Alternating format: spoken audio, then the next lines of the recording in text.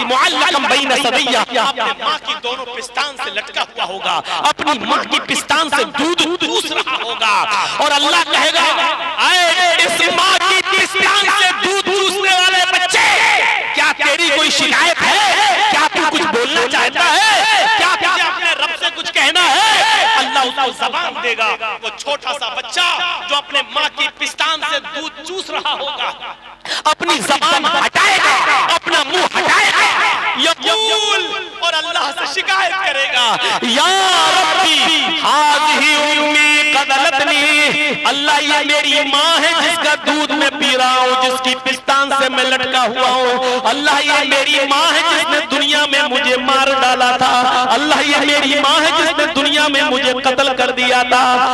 वशर्रुल उमूरि मुहदसातुहा व कुल्लु मुहदसतिन बिदअह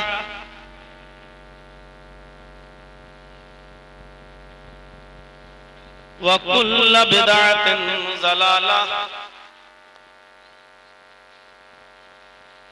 व कुल्लु ज़लालतिन फिन्नार।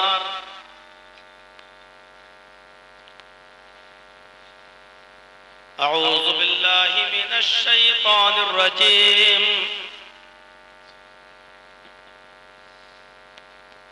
बिस्मिल्लाहिर रहमानिर रहीम।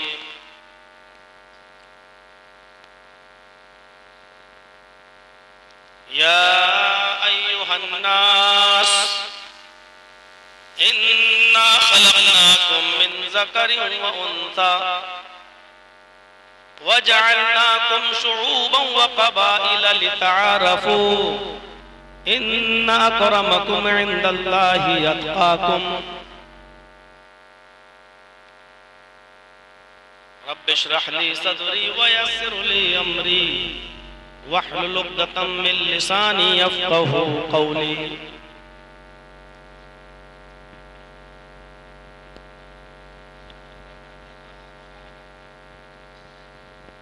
इस इजलास के सदर मोहतरम, इस इजलास के नाज़िम मोहतरम और इस स्टेज पर बैठे हुए मुअज़्ज़ज़ उलमाए किराम,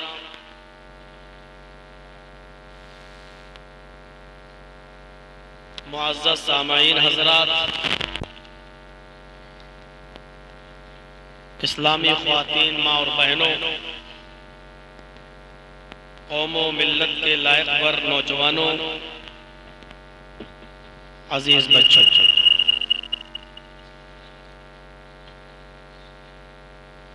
हमें और आपको सबको इस बात पर अल्लाह का शुक्र अदा करना चाहिए कि उसने हमें और आपको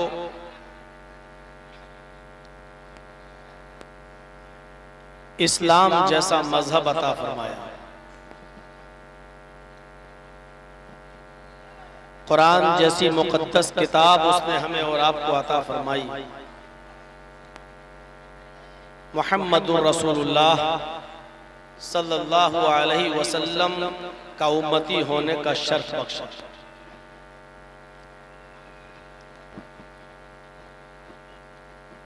इस पर हम अल्लाह का जितना भी शुक्र अदा करें कम है।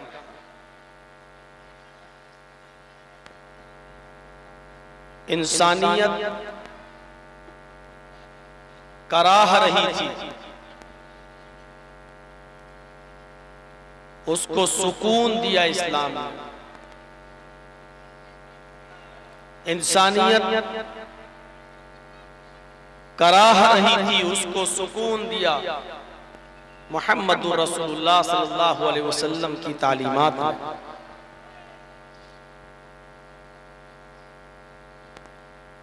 हमें इस चीज का एहसास होना चाहिए।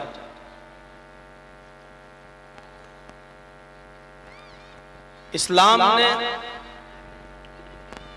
जहां बहुत सी चीजों पर जोर दिया है, वहीं सबसे ज्यादा एक जोर इंसानियत पर है।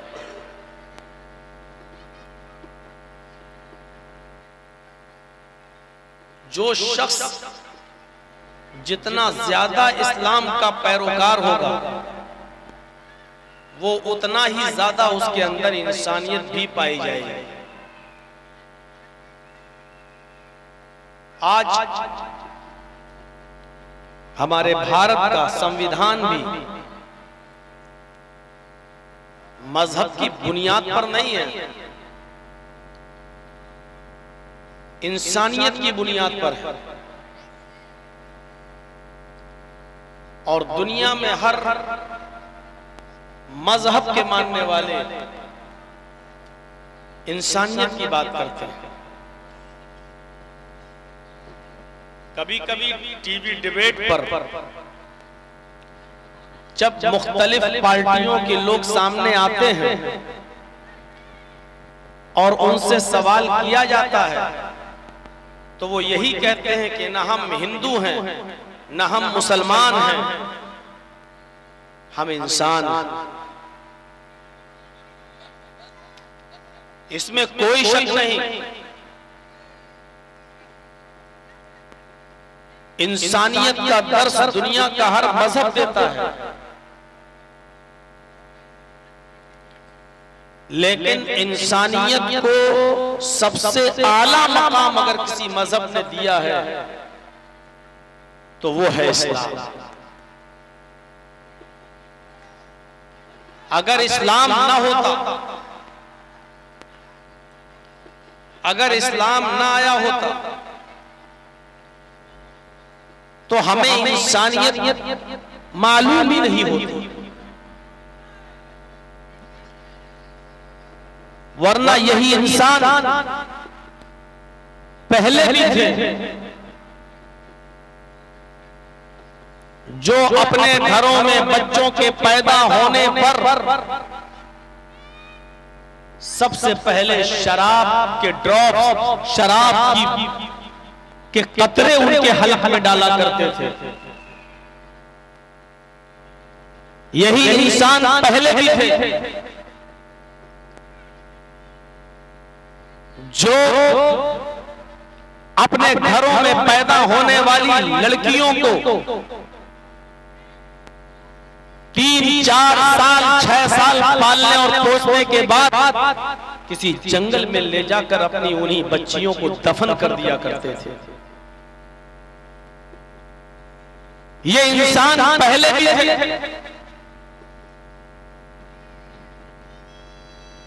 जिनके यहां जुआ खेलना, जुए में रकम हारना, फिर मकान हारना, फिर बीबी हारना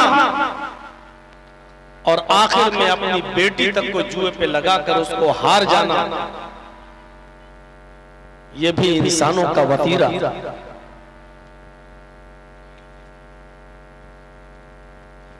एक एक रोटी और एक एक बोटी के पीछे एक दूसरे का कत्ल कर देना और एक आदमी की बकरी दूसरे के खेत में जाकर थोड़ी सी घास खा लेती थी तो इतनी सी बात पर दोनों कबीलों के दरमियान 27 साल तक जंग होना और दोनों तरफ से 40,000 अफराद के मरने और कत्ल हो जाने के बाद भी जंग बंद न होना। 40,000 लोगों की जान सिर्फ एक बकरी की थोड़ी सी घास खा लेने की बुनियाद पर उनका मर्डर कर दिया जाए और कत्ल कर दिया जाए, ऐसा करने वाले भी इंसान थे।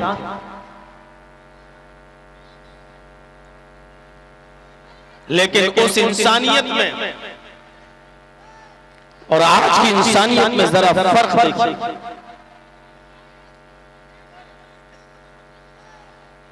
लड़कियों को जिंदा रखने का, जिंदा रहने का हक किसने दिया?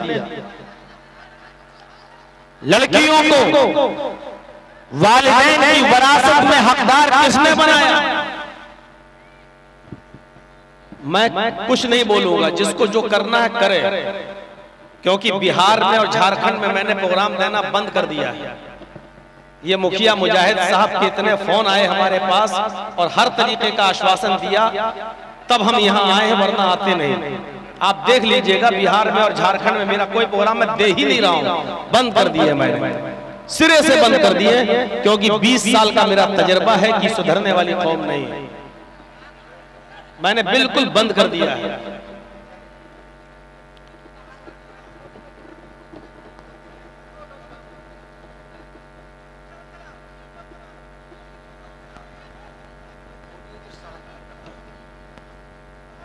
आप कितना भी बोलिए, नहीं सुनने वाली कौम, इनको कोई फर्क नहीं पड़ेगा। मुअज़्ज़ज़ सामीन, आप हज़रात से मैं गुजारिश करूंगा कि आप संजीदगी और मतानत का सबूत दें। जो लोग आगे खड़े हैं वो बैठ जाएं और शोर शराबा ना करें। आप लोगों से बड़े ही अदब और एहतराम के साथ मैं गुजारिश कर रहा हूं कि आप लोग बैठ जाएं।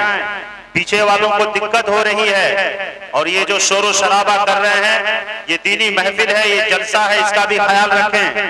आप लोग बैठ जाएं।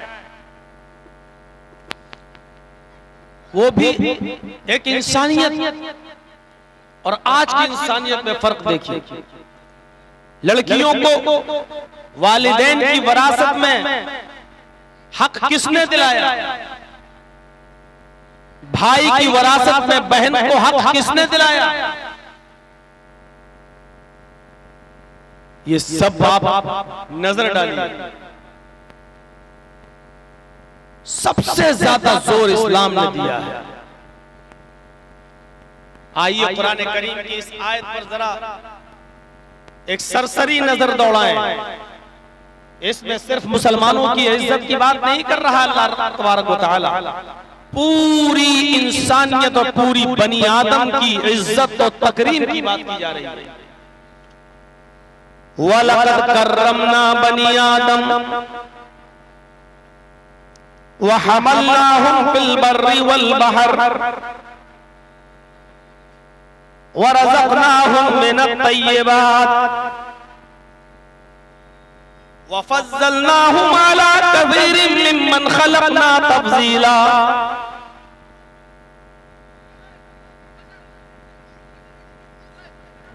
पूरी आयत आपके सामने पढ़ दी और देखिए इस आयत के तर्जुमे पर, वलक़द कर्रमना बनी आदम, हमने बनु आदम को, बनी आदम को मुकर्रम बनाया, इज्जत बख्शी।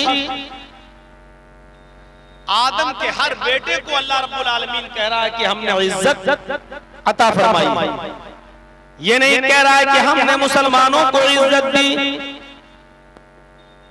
काफिरों को जलील किया, ये नहीं कह रहा, बल्कि क्या कहा जा रहा है? वलक़द कर्रमना बनी आदम, हमने बनी आदम को, आदम के हर बेटे को, आदम की औलाद को हमने इज्जत दी, यानी पूरी इंसानियत को मुकर्रम बनाया। हिंदू को भी इज्जत दी, मुसलमान को भी इज्जत दी, सिख को भी इज्जत दी, इसलिए कि वो इंसान है और इंसान इज्जत करने के लायक है।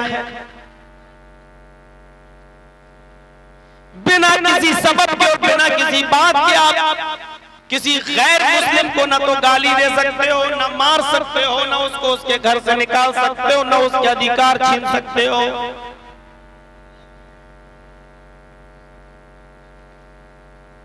दूसरे टुकड़े पर गौर कीजिए, वहमलनाहुम फिल बर्रि वल बहर,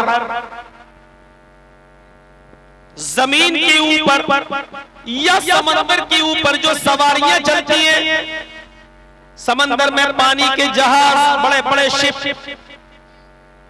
नाव, स्टीमर और सड़कों पर जो सवारियां चलती हैं,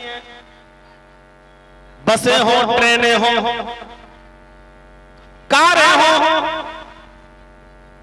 बैलगाड़ियां हो, तांगे हो, जो भी हो, अल्लाह कहता है कि हमने समंदर के अंदर भी और खुश्की के ऊपर भी हमने उनको सवार किया है।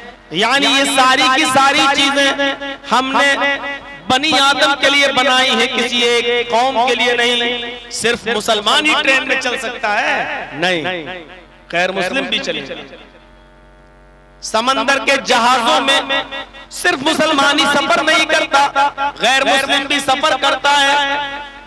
हमने ये सारी की सारी चीजें इंसानों के लिए बनाई है, इंसानों को हमने इज्जत दी है, और हमने समंदर में भी, तरी में भी और खुश्की में भी हमने उनको सवार किया है। कोई भेदभाव नहीं है किसी कुदरती चीज में, किसी कुदरती चीज में कोई भेदभाव नहीं है। अल्लाह ने सूरज बनाया है, लेकिन कोई कौम ये नहीं कह सकती कि सूरज पर सिर्फ मेरा हक है। मुसलमान ये नहीं कह सकते कि हमारे रब ने बनाया इसलिए सूरज सिर्फ हमारा है। सूरज की रोशनी हिंदुओं को भी मिलती है, मुसलमानों को भी मिलती है, सिखों को भी मिलती है, ईसाइयों को भी मिलती है, जैनियों को भी मिलती है। सब उससे मुस्तफीज हो रहे हैं, फायदा उठा रहे हैं। चांद बनाया, सब उससे फायदा उठा रहे हैं। हवा अल्लाह रब्बुल आलमीन ने चलाई, सब उससे फायदा उठा रहे हैं। आसमान से बारिश होती है, सब उससे फायदा उठाते हैं। हर किसी के खेत में पानी गिरता है, गैर मुस्लिमों के भी खेत में और मुसलमानों के भी खेत में। इसलिए कोई ये नहीं कह सकता कि इस बारिश पर सिर्फ मेरा अधिकार है, मेरा हक है। गौर कीजिए अल्लाह रब्बुल आलमीन ने क्या कहा है, वलक़द कर्रमना बनी आदम, हमने बनु आदम को इज्जत से नवाजा है, मुकर्रम बनाया है। हमने उनको जमीन पर भी और समंदर के अंदर भी हमने उनको सवारियां दी, हमने उनको उठाया है, हमने उनको सवार किया है। तीसरे टुकड़े पर गौर कीजिए, वरज़क़नाहुम मिनत तय्यिबात, हमने उनको पाकीज़ा रोजी दी है। मेहनत करके कोई भी कमा सकता है, ये हलाल रोजी के दरवाजे हमने मुसलमानों के लिए भी और गैर मुस्लिमों के लिए, सबके लिए हमने अता किए। किसी एक की इजारादारी नहीं है। रिक्शा चलाकर कोई मुसलमान ये नहीं कह सकता है ये मेहनत की कमाई सिर्फ खाने का हक मैं ही रखता हूं। गैर मुस्लिम भी मेहनत कर सकता और करता है। वरज़क़नाहुम मिनत तय्यिबात, हमने पाकीज़ा रोजी भी हमने उनको दी है।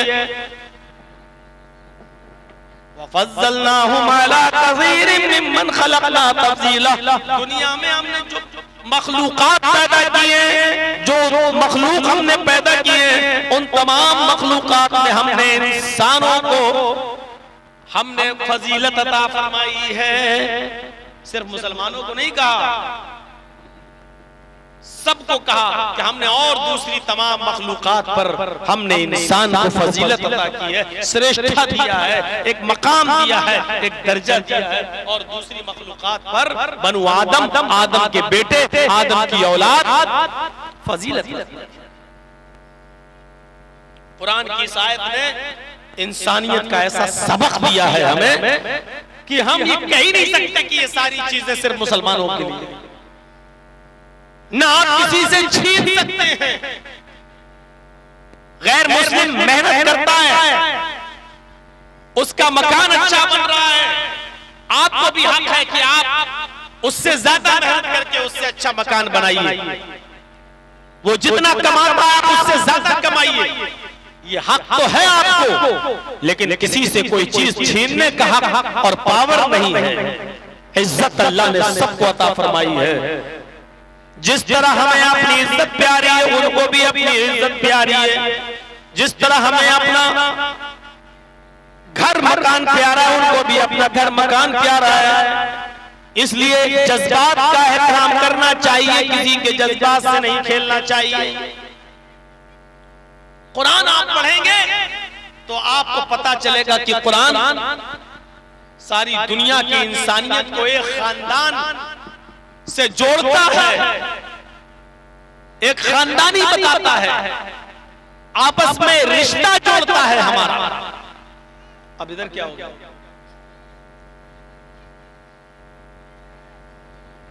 अरे आप लोग तो बैठिए, आप लोग बैठिए भाई, आप लोग बैठिए। हमारे जो जिम्मेदारान हैं महिला पिंडाल जाएं और आपसी मुबाहिसा को खत्म करें। हमारे जो जिम्मेदारान हैं वही जाएंगे भाई, एक्स्ट्रा आदमी नहीं जाएंगे उधर। आप लोग बैठिए, आप लोग बैठिए, आप लोग बैठिए, बैठिए भाई।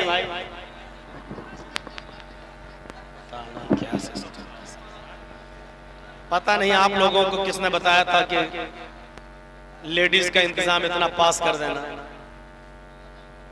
ये घर में अपने आदमियों की नहीं सुनती हैं तो जलसा सुनेंगी।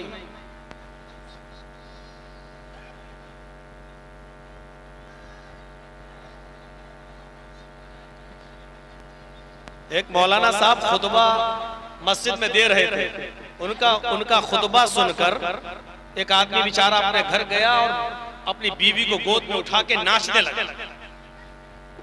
तो बीवी ने कहा क्या बात है, बड़े खुश नजर आ रहे हो, आज मौलाना साहब ने मोहब्बत पर खुतबा दिया है क्या? तो इमाम बेचारा घर का आदमी बोला नहीं, मौलाना साहब ने कहा है खुतबे में जो अपनी सबसे बड़ी मुसीबत को खुशी खुशी उठाएगा वो सीधे जन्नत में जाएगा।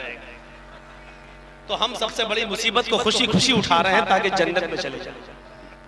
तो शौहर परेशान है अपनी बीवियों से और आपने जलसे में इतना पास औरतों का रख दिया है।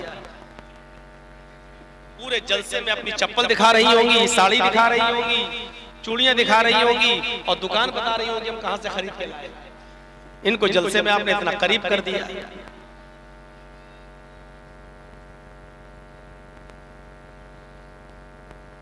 ए भैया, ये रास्ते में सब लोग बैठ जाते हैं ना, ये सबसे बड़ा गड़बड़ करते हैं।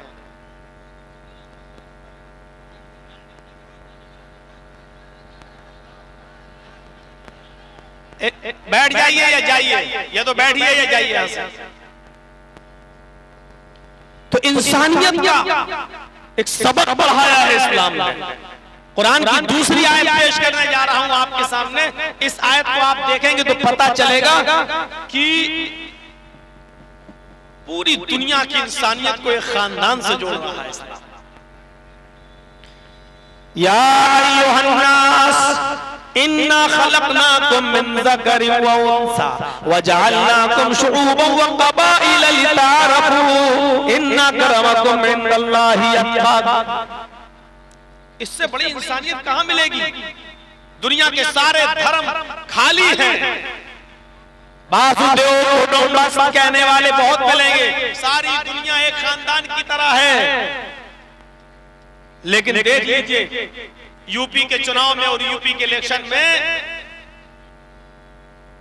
जो अक्सरियत है वो अकलियत को इंसान मानती ही नहीं है। पूरा का पूरा चुनाव का प्रचार इसी पर किया जाता है कि हम ही इंसान हैं, दूसरा इंसान है ही नहीं। और धर्म ये कहता है कि सब एक खानदान की तरह है। इस्लाम ने सारी दुनिया के लोगों को कैसे जोड़ा? या अय्युहन्नास, है संपूर्ण जगत की मानव जाति, है सारी दुनिया के इंसानों, मुसलमानों नहीं, है सारी दुनिया के इंसानों। इन्ना खलकनाकुम मिन ज़करिन व उन्सा, हमने तुमको एक ही मर्द और एक ही औरत से पैदा किया है। हमने तुमको एक ही मर्द और एक ही औरत से जन्मा है। तुम्हारा बाप एक है और तुम्हारी माँ एक है। देखिए कैसा खानदान बना दिया है। तुम सब एक ही बाप के बेटे हो, एक ही माँ के बेटे हो। तुम सबका बाप एक है, तुम सबकी माँ एक है। तुम्हारा बाप आदम, तुम्हारी माँ हव्वा, तुम्हारा बाप आशू और तुम्हारी माँ युवती शत्रुपा। तुम सब एक ही आशू और शत्रुपा की संतान हो, आदम के बेटे हो और हव्वा के बेटे हो, यानी तुम सब आपस में भाई भाई हो। अब क्या रह जाता है? इस आयत के बाद इंसानियत का और आला मकाम कहां से पेश किया जाएगा? क्या एक बाप की औलाद बता देना और हमें हिंदू और ईसाई और सिख और जैनी और बुद्धिस्ट सबको एक ही बाप का बेटा कहकर भाई भाई बना देना, इसके बाद इंसानियत का कौन सा दर्जा बाकी रह जाता है जो इस्लाम देना भूल गया। नाउजुबिल्लाह, इंसानियत के इस ऊंचे दर्जे पर फाइज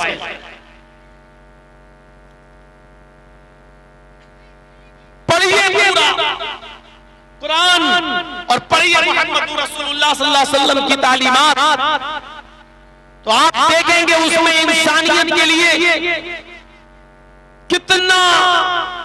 कितनी तालीमात भरी पड़ी है। फरमाया अल्लाह के नबी सल्लल्लाहु अलैहि वसल्लम ने, जब तुम सड़क पर चल रहे हो और रास्ते में कोई तकलीफ दे चीज पड़ी हुई है तो उस तकलीफ दे चीज को हटाना तुम्हारी जिम्मेदारी बन जाती है, बल्कि जिम्मेदारी ही नहीं तुम्हारा फर्ज बन जाता है, बल्कि ये तुम्हारे ईमान से जुड़ी हुई एक चीज है कि उस तकलीफ दे चीज को हटा दो। जिसके अंदर जितना मजबूत ईमान होगा वो तकलीफ दे चीज को उतना ज्यादा हटाएगा। इसको ईमान की एक शाख, एक ब्रांच बता दिया है। अल्लाह के नबी सल्लल्लाहु अलैहि वसल्लम ने फरमाया, अल ईमान बिज़ुन व सबून शुअबतन, ईमान की 70 से ज्यादा ब्रांचेस है, इस्लाम की 70 से ज्यादा शाखाएं हैं।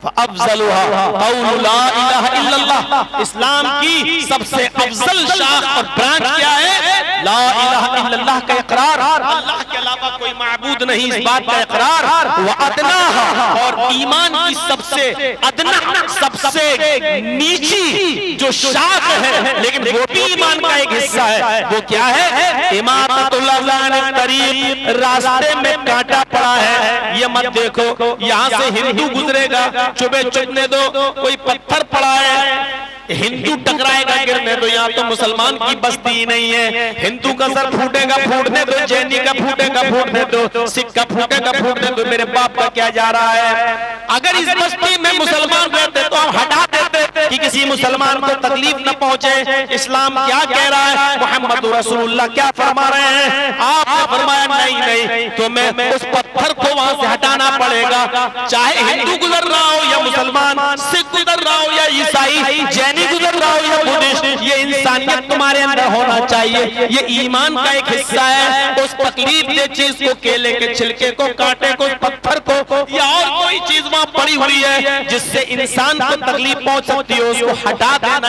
ईमान का एक हिस्सा है, ईमान की एक शाख है। लिहाजा उस तकलीफ दे चीज को हटाइए, ये तालीम भरी पड़ी है इस्लाम के अंदर।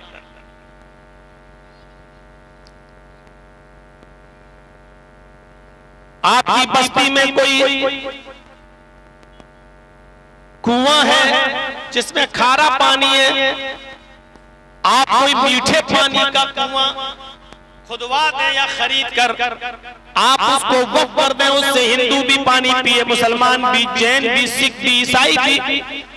गौर करो, जो एक कुत्ते को पानी पिला देने की वजह से फाहिशा और बदचलन औरत जो अपना जिस्म बेचती थी, जिसके बारे में हदीस में फाहिशा का लफ्ज मौजूद है, एक दूसरी हदीस में जिसके लिए ज़ानिया का लफ्ज मौजूद है, यानी बदचलन औरत जो जिस्म बेचा करती थी, ऐसी औरत अपने कस्टमर को ढूंढने के लिए और तलाश करने के लिए कहीं जा रही थी, रास्ते में उसको एक प्यासा कुत्ता दिखता है जो जमीन पर अपनी जबान रगड़ रहा है, यानी जमीन से पानी की उम्मीद लगा रहा है कि हमें जमीन से कोई पानी मिल जाए। उस औरत को, उस कुत्ते पर रहम आ गया, उस तवायफ को, उस बदचलन औरत को। एक हदीस में आता है कि उसने अपनी ओढ़नी, और दूसरी हदीस में आता है कि उसने अपने पैर का मोजा उतारा और उसको अपने दुपट्टे से बांधा और उसको कुएं में डाला और उस मोजे को पूरा भिगो लिया, तर कर लिया, और उस कुत्ते के पास जाकर उसने उस मोजे को या अपनी ओढ़नी को निचोड़ दिया। कुत्ता पानी पीने लगा, वो औरत कई बार कुएं से पानी निकालती है और उस कुत्ते को पिलाती है। अल्लाह के नबी फरमाते हैं इस औरत की इस अदा पर कि उसने कुत्ते को पानी पिला दिया, अल्लाह रब्बुल आलमीन ने इस औरत को जन्नत का मुस्तहिक बना दिया। जब मरी तो वो जन्नत के अंदर दाखिल कर दी गई। एक कुत्ते को पानी पिला देने की वजह से एक तबाह, एक फाहिशा औरत बख्श दी गई और वो जन्नत में चली गई। फिर एक आम इंसान को पानी पिलाने का सवाब होगा एक आम इंसान को इस भेदभाव को खत्म कर दिया जाए कि कौन हिंदू है, कौन मुसलमान है, कौन सिख है, कौन ईसाई है, किसी भूखे को खाना खिला दिया जाए, ये सोचे बगैर कि ये हिंदू है कि मुसलमान है, सिख है या ईसाई। मेरे भाइयों, हदीस की किताबों में भरा पड़ा है, अल्लाह के नबी सल्लल्लाहु अलैहि वसल्लम ने ये फरमाया कि जिसका पड़ोसी भूखा सो गया और तुम खाना खाकर सोए हो तो तुम मोमिन नहीं। पड़ोसी की कैद में हिंदू और मुसलमान की कैद नहीं लगाई है। आपका पड़ोस में जो भी रहता है, चाहे वो किसी भी धर्म का मानने वाला है, लेकिन आप पेट भर कर अगर सो गए खाकर और आपका पड़ोसी भूखा सो गया, वल्लाही ला युमिन, वल्लाही ला युमिन, वल्लाही ला युमिन। ये हदीस के अल्फाज है कि अल्लाह की कसम वो मोमिन नहीं, अल्लाह की कसम वो मोमिन नहीं, अल्लाह की कसम वो मोमिन नहीं। चाहे अपने घर में उठकर रात के 3 बजे तहज्जुद की नमाज क्यों न पढ़ता हो, लेकिन मोमिन नहीं। अगर खुद उसका पेट भरा है और उसका पड़ोसी भूखा सो गया तो वो मोमिन नहीं। जरा तसव्वुर करो, इस्लाम के अंदर इंसानियत का ये मकाम है, ये दर्जा है। वो कहता है इस्लाम कि तहज्जुद भले ही ना पढ़ो, लेकिन पड़ोसी को भूखा मत सोने दो। मेरे भाइयों, ये इस्लाम की तालीम है, ये इस्लाम की शिक्षा है। एक कुत्ते को पानी पिला देने की वजह से तवाइफ जन्नत में चली जाती है, तो फिर इंसानियत को खिलाने और पिलाने वाला ये कितना बड़ा सवाब का मुस्तहिक होगा। यहाँ से हमें और आपको अंदाजा लगाना चाहिए और अंदाजा लगाकर सोचना चाहिए। हमें और आपको इन तमाम बातों पर गौर भी करना चाहिए। इंसानियत का ये दर्जा, ये मकाम अगर किसी मजहब ने किया है तो वो इस्लाम, ये इंसानियत का मकाम। सब एक ही बाप की औलाद है, ये आला दर्जे की महराज। आप रोजे से हैं और सुनो, आप रोजे से हैं और रोजा भी रमजान के महीने में रख रहे हैं जो फर्ज है। आप रोजे से हैं, आपके पड़ोस में एक आदमी बीमार है, हॉस्पिटल में एडमिट है, डॉक्टर ने अर्जेंट ब्लड मांगा है, लेकिन उस आदमी का जो आपका पड़ोसी है वो हिंदू है, ईसाई है, यहूदी है, कोई भी है, मुसलमान नहीं है, मान लो, इस्लाम को छोड़कर वो दूसरे किसी मजहब का मानने वाला, मान लो थोड़ी देर के लिए, लेकिन बीमार है और डॉक्टर ने कह दिया कि 1 घंटे के अंदर अंदर अगर मुझे इसके ग्रुप का ब्लड नहीं मिला तो हम इसको नहीं बचा पाएंगे। उसके बेटों का ब्लड ग्रुप उसके ब्लड ग्रुप से अलग है, उसकी बीवी का ब्लड ग्रुप अलग है, और लोगों का ब्लड ग्रुप उसके ग्रुप से अलग है, लेकिन आप मुसलमान हैं, आपका ब्लड ग्रुप उसके ब्लड ग्रुप से मेच खा रहा है और आप एक बोतल खून दे सकते हैं और उसकी जान बच सकती है, तो ऐसी सूरत में आपको डॉक्टर के पास जाकर एक बोतल खून देना पड़ेगा, इसलिए कि उसकी जान बचाना इस वक्त जरूरी है। आप उसकी नहीं बचा रहे हैं। कुरान कहता है मन अहयाहा फकअन्नमा अहयनास जमीआ, जिसने किसी एक इंसान को बचाया उसने पूरी इंसानियत को बचाया। यहाँ आप एक हिंदू को या एक ईसाई को नहीं बचा रहे, एक इंसान को बचाकर पूरी कायनात की और पूरी दुनिया की इंसानियत और मानवता को बचा रहे हैं। ऐसे मौके पर आपको ब्लड देना पड़ेगा। सवाल ये पैदा होता है, क्या रोजे की हालत में एक बोतल खून देना जायज है कि ना जायज है? ये एक अलग मसला है। मेरे भाइयों, आपको रोजा है, बुखार है, लेकिन डॉक्टर ने ब्लड जांच के लिए सैंपल मांगा है, आप रोजा नहीं तोड़ना चाहते हैं, तो ऐसी कंडीशन में आप ब्लड जांच के लिए 2, 4, 5 ml ब्लड अगर आपका निकाला जा रहा है तो आप निकलवा सकते हैं, आपका रोजा नहीं टूटेगा। सुन लीजिए मसला, अगर 2, 4, 5 ml ब्लड निकलवाने से आपकी जांच के लिए जाना है, ब्लड 2, 4, 5 ml ब्लड निकालने से रोजा नहीं टूटेगा, लेकिन आपको एक बोतल खून देना है। एक बोतल खून देने के बाद कमजोरी आना है कमजोरी जब आती है तो ब्लड निकालने वाले आपके हाथ में पहले एक बॉल पकड़ा देते हैं ताकि खून का सर्कुलेशन बना रहे, और आप ऐसे ऐसे बॉल दबाते रहेंगे और ब्लड निकलता रहेगा, और ब्लड निकालने के बाद एक बॉटल खून देने के बाद फिर आपको 2 बिस्किट, चाय या कोई जूस पिलाया जाता है। ये हर हॉस्पिटल का एक नियम है। लिहाजा ऐसी सूरत में आप रोजे से हैं तो आपका वो ब्लड लेगा नहीं, वो आपको कहेगा कि पहले आप रोजा तोड़िए, कुछ खाइए, क्योंकि ब्लड निकलने से आपको और कमजोरी पैदा हो जाएगी। इस्लाम यहाँ आपको इजाजत देता है कि एक गैर मुस्लिम की जान बचाने के लिए आपको अगर रोजा तोड़ना पड़ रहा है तो रोजा तोड़ दीजिए। ये रोजे की कज़ा तो बाद में हो जाएगी, लेकिन अगर ये मर गया तो दोबारा जिंदा नहीं हो पाएगा। इसलिए इसको बचाना, रोजा रखने इस वक्त तोड़ देना बेहतर है, उसको बचाना ज्यादा जरूरी है। लिहाजा इस्लाम यहाँ आपको इजाजत देता है कि गैर मुस्लिम की जान बचाने के लिए रोजा तोड़ दो। इससे बड़ा दर्जा इंसानियत का और क्या? वो सोचे जो मॉब लिंचिंग करके दरख्तों से बांधकर जय श्री राम के नारे लगवा कर जो एक इंसान की जान ले लेते हैं, वो सोचे कि वो किस धर्म के पासदार हैं, किस धर्म की रक्षा कर रहे हैं। और वो भी सोचे जो बिना किसी गलती के किसी को पकड़कर अल्लाह अकबर का नारा लगाकर उसकी गर्दन को काट देते हैं, उड़ा देते हैं और समझते हैं कि हमने बहुत बड़ा जिहाद कर दिया है। वो सोचे कि इंसानियत का एहतराम तो ये इस्लाम ने पेश किया है कि रोजा तोड़ दो लेकिन दूसरे की जान बचा लो। अगर तुम्हारा ब्लड उसके ब्लड से मिल रहा है तो आप ब्लड दो और उस इंसान की जान बचाओ, इसलिए कि इंसानियत को आप बचा रहे हैं। एक इंसान को नहीं बल्कि सारी कायनात के इंसान को आप बचा रहे हैं। यह है इस्लाम का दर्स, यह है इस्लाम की तालीम, यह है इस्लाम की शिक्षा, यह है इस्लाम का मेरे भाइयों नजरिया। इससे बड़ी इंसानियत और क्या हो सकती है? एक और चीज पर गौर कीजिए। आप जाओ बेटा जाओ, जल्दी जाओ, आपकी बीवी इंतजार कर रही है घर पर।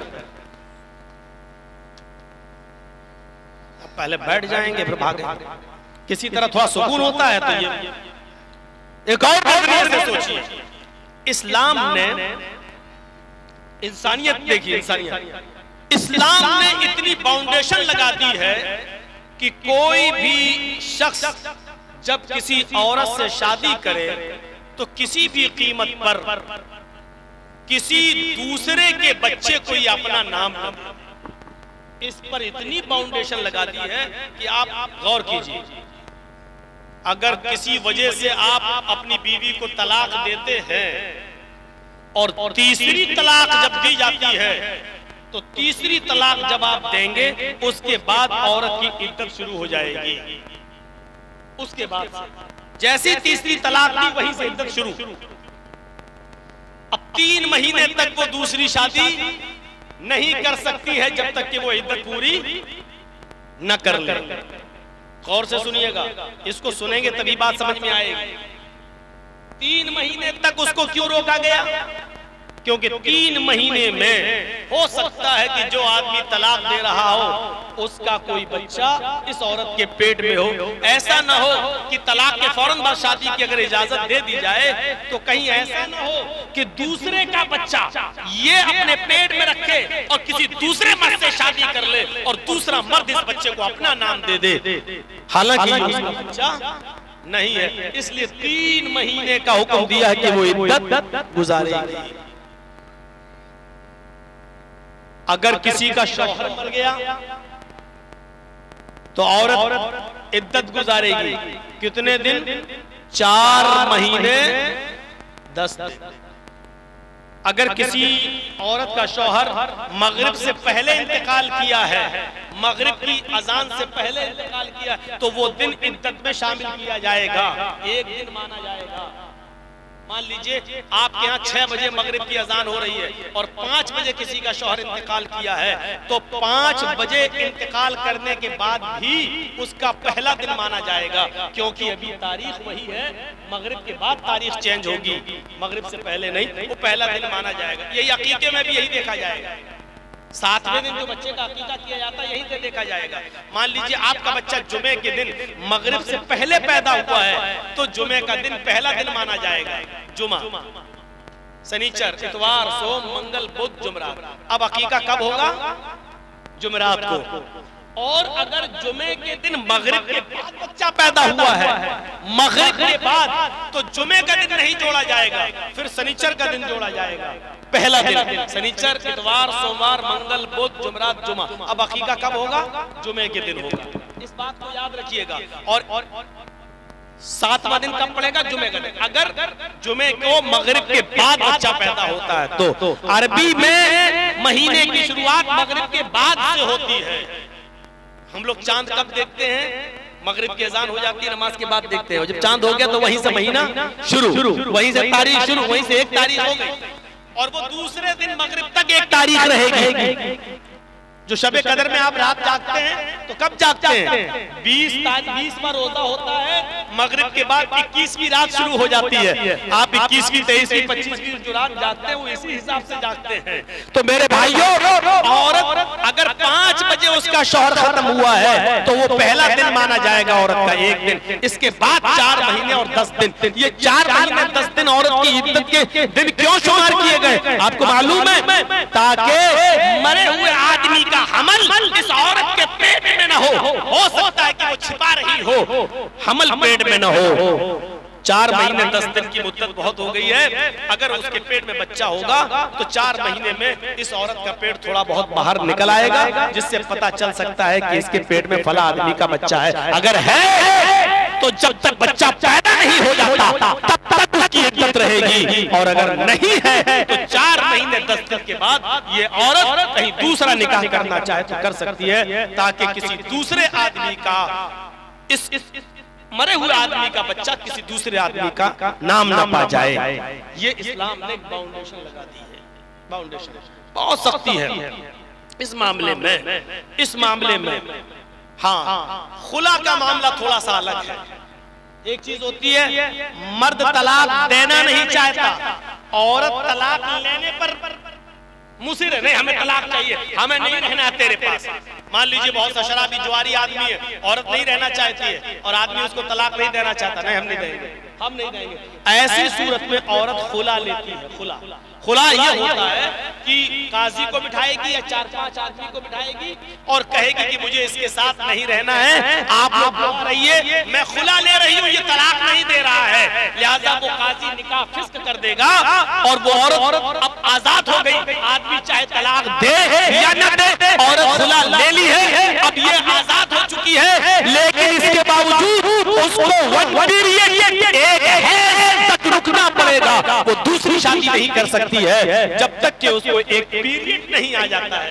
एक पीरियड का मतलब उसको, औरत को जो हर महीने जो हर औरत को जो खून ब्लड आता है, एक पीरियड, जब तक वो पीरियड नहीं आ जाता तब तक वो दूसरा निकाह नहीं करेगी, और पीरियड आने के बाद फिर वो दूसरा निकाह कर सकती है। पीरियड आने का मतलब यह है कि वो हामिला नहीं है, यानी जिस आदमी से उसने खुला लिया है उसका बच्चा इसके पेट में नहीं पल रहा है। अब सोचिए इस्लाम ने कितनी बाउंडेशन लगाई है कि आपके पेट में पलने वाले बच्चे को उसके असली बाप का नाम मिले। वो बच्चा जब बाहर आए तो अपनी निस्बत अपने असली बाप की तरफ कर सके।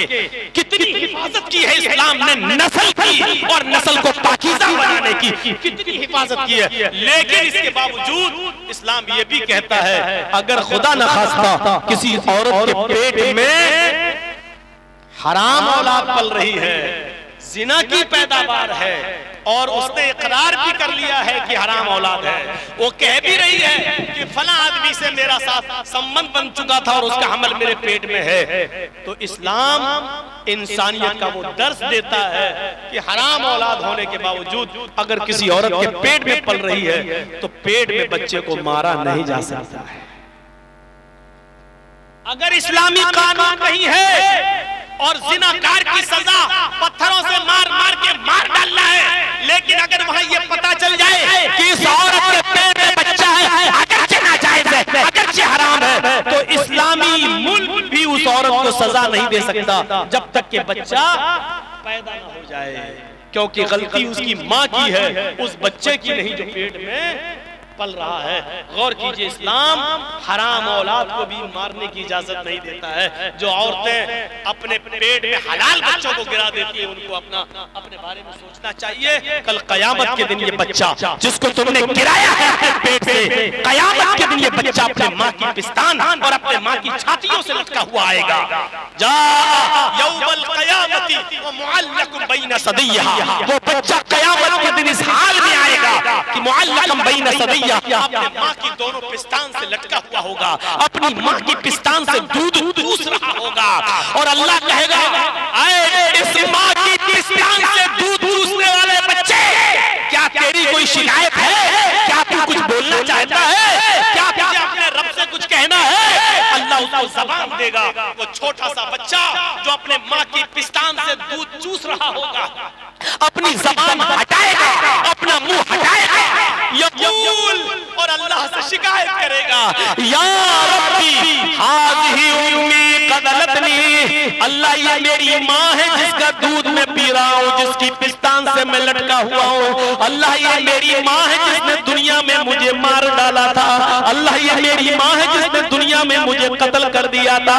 हाज़िही उम्मी क़तलतनी, अल्लाह ये मेरी माँ है जिसने दुनिया में मुझे मार डाला था। अल्लाह ये मेरी माँ है जिसने दुनिया में मुझे कत्ल कर डाला था।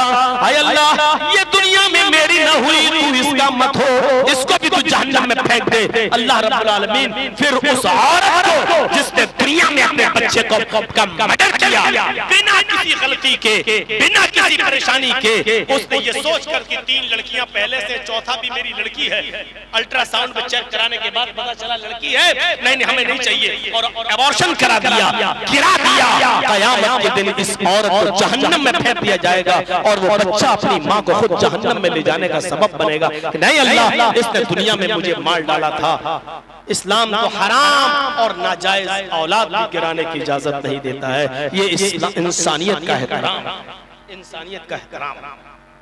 इस्लाम में बहुत, जहां थोड़ा बहुत मसला हार्ड लगता है, वहीं आसानी भी पैदा होती है।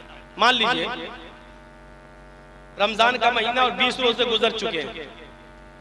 आज कोई हिंदू है या कोई ईसाई मुसलमान हो रहा है और वो 20वें रोजे को मुसलमान हुआ, तो अब वो रोजा कब से रखेगा? रोजे तो पूरे महीने के फर्ज हैं, लेकिन कोई हिंदू या कोई ईसाई या कोई यहूदी 20वें रोजे को मुसलमान हो रहा है। 20 रोजे तक हिंदू था, ईसाई था, या यहूदी था, या जैनी था, बुद्धिस्ट था, 20 रोजे के बाद मुसलमान हो रहा है 20वें रोजे को, तो अब वो रोजा कब से रखेगा? आज मुसलमान हुआ है, तो अब जब मुसलमान हुआ तभी से तो रखेगा।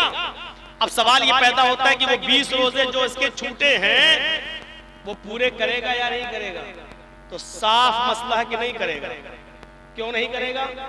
क्योंकि जब वो इस्लाम लाया है तब तक वो काफिर था, उस पर रोजा फर्ज था ही नहीं। आज वो इस्लाम लाया तो अब जितने रोजे हैं उतने वो रखेगा, बकिया रोजे वो नहीं रखेगा। इसलिए नहीं रखेगा क्योंकि उस वक्त उसके ऊपर रोजे फर्ज थे ही नहीं। कितने रोजे रखेगा? जितने बाकी हैं। एक चीज और सुन लीजिए, 20वें रोजे को इस्लाम लाया, लेकिन इस्लाम ला रहा 5 बजे शाम में और रोजा खुलता है 6 बजे। अब 5 बजे वो इस्लाम ला रहा है, तो इस्लाम जैसे वो 5 बजे लाया तो अब क्या करेगा? आज का रोजा क्या करेगा? तो 5 बजे इस्लाम लाता है तो 5 बजे ही से उसका रोजा शुरू हो गया, क्योंकि 5 बजे से पहले उसके ऊपर रोजा फर्ज था ही नहीं, क्योंकि वो काफिर था। जैसे इस्लाम लाया वैसे उस पर रोजा फर्ज हो गया, वैसे ही उसके ऊपर रोजा फर्ज हो गया। अब 5 बजे ही वो नियत कर लेगा कि मैं रोजे से इस्लाम ले आया, अशहदु अल्ला इलाहा इल्लल्लाह व अन्ना मुहम्मदर रसूलुल्लाह। इस्लाम लाते ही उसके ऊपर असर की नमाज फर्ज हो जाएगी, क्योंकि टाइम अभी बाकी है और इस्लाम ला चुका है, असर का वक्त अभी बाकी है, लिहाजा पहले असर की नमाज पढ़ेगा और यहीं से उसका रोजा भी शुरू हो जाएगा, क्योंकि इस्लाम ला चुका है। जब से इस्लाम लाया यहीं से रोजा शुरू, और 6 बजे वो रोजा सब लोगों के साथ खोल लेगा और उसका ये एक रोजा माना जाएगा, ये एक रोजा माना जाएगा। ये आसानी, ये आसानी भी है। इस्लाम मुश्किल नहीं है, लोगों ने इसको मुश्किल बना दिया है। क्या वो लोग सहाबा नमाजें नहीं पढ़ते थे? क्या वो रोजे नहीं रखते थे? मुश्किल बना दिया है। फजर में नहीं उठ पा रहे साहब, क्यों? अब रात में 1 बजे जर्जी साहब को टाइम मिलेगा, 3 बजे तक जलसा चलेगा, फिर आदमी यहां से जाएगा, थोड़ी देर कमर सीधी करेगा, फजर में उठेगा। क्लियर है? लेकिन याद रखिए, मौलाना जर्जीज का जलसा और इस जलसे में 2:30 बजे 3 बजे तक जाग लेना और इस जाग लेने के बाद सुबह फजर की नमाज में ना ये दलील नहीं है इस बात की कि आपका जलसा कामयाब हो गया है, या ये उज़्र नहीं होगा कि मैं जलसा सुनने की वजह से रात में जाग लिया इसलिए फजर में हम नहीं उठ पाए। जलसा कराना फर्ज नहीं था, फजर की नमाज पढ़ना फर्ज था। आपने एक फर्ज को छोड़ा उस काम के लिए जो आपके ऊपर फर्ज ही नहीं था। मेरे भाइयों, यहां से ये मैसेज लेके उठिएगा, ये पैगाम लेके उठिएगा, ये तसव्वुर लेके उठिएगा। तो इंसानियत ये होती है, इंसानियत। तो या अय्युहन्नास इन्ना खलकनाकुम मिन ज़करिन व उन्सा व जअलनाकुम शुऊबन व क़बाइल लिताअरफ़ू। तुमको हमने मर्द और औरत से पैदा किया है, तुम सब आपस में भाई हो, तुम आपस में एक ही बाप के और एक ही माँ के बेटे हो, तुम्हारा बाप एक है, तुम्हारी माँ एक है। अच्छा, एक चीज और बताइए, गौर से सुनना। हम मुसलमान हैं, ये हिंदू है, हम दोनों का झगड़ा हुआ है। अब जज कोर्ट में गए तो जज साहब बैठे हैं, अगर मुसलमान है तो उनका दिल चाहता है कि हम मुसलमान की तरफ थोड़ा सा झुकाव कर दें, हिंदू है तो वो चाहता है थोड़ा सा हिंदू की तरफ झुकाव कर दें। ये होता है, ये होता है। कुरान ने इंसानियत, यहां पर इंसानियत को फरोग दिया है, इंसानियत को बढ़ावा दिया है और कहा अगर तुम सच्चे मुसलमान हो तो फैसला करते वक्त न कौम देखोगे, न बिरादरी देखोगे, न जात देखोगे, न मजहब देखोगे। हुक्म वला यजरिमन्नकुम शनआनु कौमिन अला अल्ला तादिलू इअदिलू हुवा अक़रबु लित्तक़वा। भाई जिसको जाना हो अभी उठ के चले जाओ यार, क्यों बार बार उठ रहे हो? बहुत डिस्टर्ब होता है हमको साहब। ला यजरिमन्नकुम शनआनु कौमिन, आए मुसलमानों, किसी कौम की दुश्मनी, किसी मजहब की दुश्मनी तुम्हें इस बात पर मजबूर न कर दे कि तुम सच्चा फैसला न कर सको, उनके साथ इंसाफ न कर सको। ऐसा नहीं होना चाहिए। हर हाल में सच्चा फैसला करना, चाहे वो मुसलमान के खिलाफ जाए, चाहे वो हिंदू के खिलाफ जाए, ईसाई के खिलाफ जाए, तुम्हारे अपने खिलाफ जाए, तुम्हारे अपने बेटे के खिलाफ जाए, तुम्हारी अपनी औलाद के खिलाफ जाए। अच्छा, आपके यहाँ मान लीजिए, हमें नहीं मालूम चापी में ये होता है या नहीं होता है, बंगाल के जलसों में बहुत जगह ऐसा देखा गया है कि एक गांव में कोई लड़का उसी गांव की किसी लड़की को लेके भाग गया, 2-4 दिन के बाद पकड़ गए, गांव वापस आए। अब लड़की का बाप रोता है, ओ मेरी लड़की तो इज्जत लुट गई, बर्बाद हो गई, मुंह दिखाने के लायक नहीं है। अब जोर डाला जाता है गांव की तरफ से कि तू लेके भागा, चल अब शादी करो उसके साथ। ये गांव की तरफ से फैसला होता है शादी करो उसके साथ, और वो लड़का तैयार नहीं है शादी करने के लिए। वो लड़का कह रहा भाई शादी की तो कोई बात ही नहीं हुई थी। अब ये लड़की का बाप कह रहा है ये लड़का लेके भाग गया मेरी लड़की को। अब मेरी लड़की तो बदनाम हो गई, कुछ हुआ हो या ना हुआ हो, लेकिन बदनाम तो हम हो गए। कौन मेरी लड़की से शादी करेगा?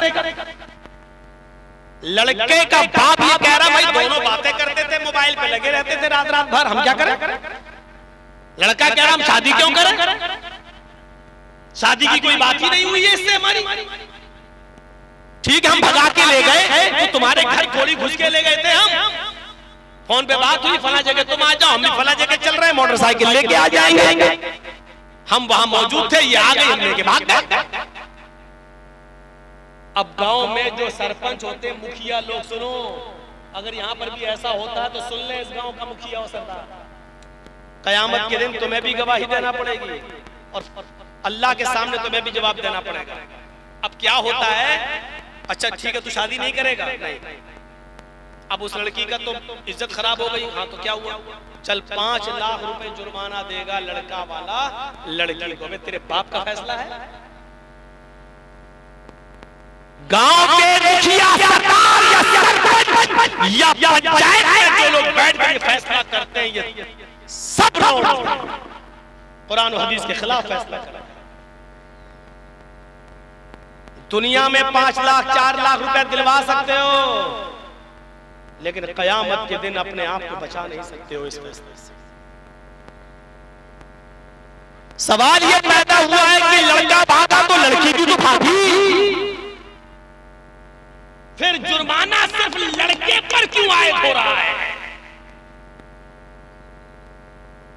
और लड़के का पैसा 4 लाख 5 लाख रुपए आप लड़की को और उसके बाप को दिला देते हैं, ये कहां की इंसानियत है? जबकि कुरान ये कह रहा है, अज़्ज़ानियतु वज़्ज़ानी फजलिदू कुल्ल वाहिदतिन मिनहुमा मियता जल्दा। जिना करने की, बदकारी की शुरुआत लड़के की तरफ से पहले नहीं, लड़की की तरफ से पहले होती है।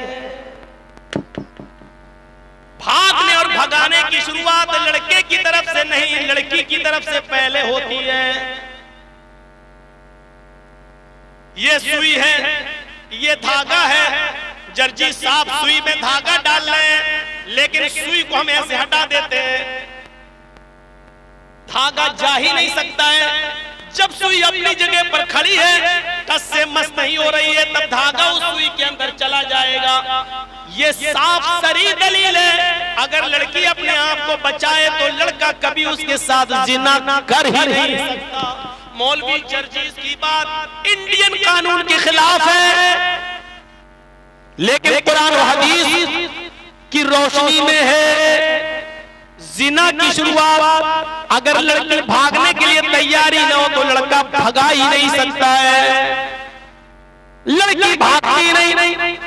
सवाल है साहब, मेरा लड़का, तुम्हारा लड़का मेरी लड़की भगा के लेके, तू तो 18 साल तक पालता रहा, फिर तू अपनी अलमारी भी नहीं बचा सका, वो पैसा भी लेके भाग गई, सोना भी लेके चली गई, जेवर भी लेके चली गई। जब तू अपनी लड़की पर इतना कंट्रोल नहीं कर सका तो जुर्माना लड़के वालों पर लगाते हैं। और ये फैसला पंचायत करती है, गांव की सरपंच करता है, मुखिया करता है, सरदार करता है, ये फैसला जो कुरान और हदीस के खिलाफ।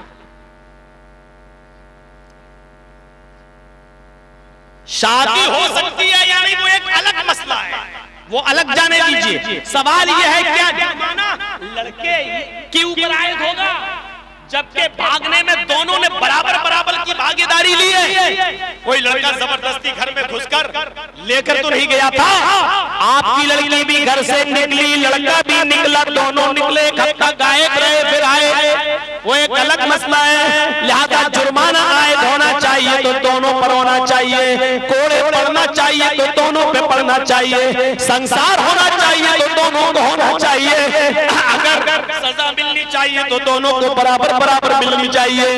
आप यहाँ लड़के पर 5 लाख 2 लाख 3 लाख का जुर्माना लगाकर आप सजा नहीं दे रहे हैं, बल्कि लड़के से लड़की को अवार्ड दिलवा रहे हैं, इनाम दिलवा रहे हैं। अब गांव की और दूसरी लड़कियों को ये उत्साहन मिल रहा है कि हम भाग रहे हैं, अगर शादी होगी तब भी ठीक, और नहीं होगी तो 5 लाख रुपया में वैसे भी मिल जाएगा। इस 5 लाख रुपए में तो हम दूसरी शादी भी किसी और से अच्छी तरीके से कर सकते हैं। सुन लो, इस जुर्माने पर जिन लड़कियों के हौसले बढ़ते हैं उनका गुनाह भी इन पंचायतों के सर पर रखा जाए।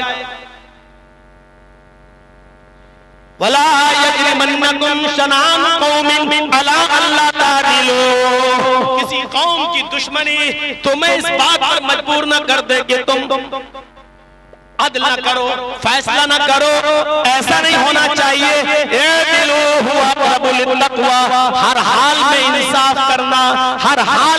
सच्ची बात